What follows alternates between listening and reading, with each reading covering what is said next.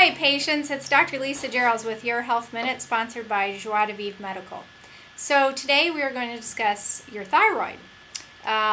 So lots of patients have lots of questions about this, so I want to give you a quick science lesson. So most doctors usually check a TSH when they check your thyroid, and that's a general screening test.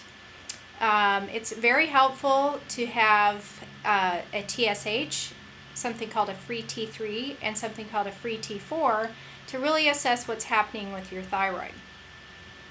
The other important part of thyroid assessment is for someone to feel your thyroid, because you can actually have a goiter or you can have a mass on your thyroid. So it's important that someone checks to make sure you don't have thyroid cancer if thyroid issues are at stake.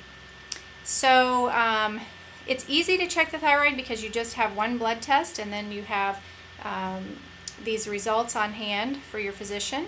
And symptoms you might be experiencing that would prompt you to check your thyroid would be, for hyperthyroidism, would be that your heart's racing, or you have diarrhea, or you have a bad headache when your heart's racing, or your blood pressure's up.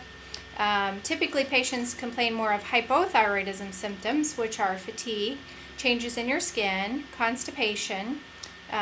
You can have depression even with hypothyroidism. There is a condition called subclinical hypothyroidism, where the patient's symptoms are not really in agreement with the labs, and so that's again why it's important to check the T3 and T4 and not just the TSH. Now, when we're treating hypothyroidism, we can treat with several different types of medications. There's synthetic medications made in the lab, and those are Synthroid, which is T4, and Cytomel, which is T3. And then we can actually prescribe Armour Thyroid, which is an animal derivative, and it includes T3 and T4. And then there's specifically porcine or pig thyroid.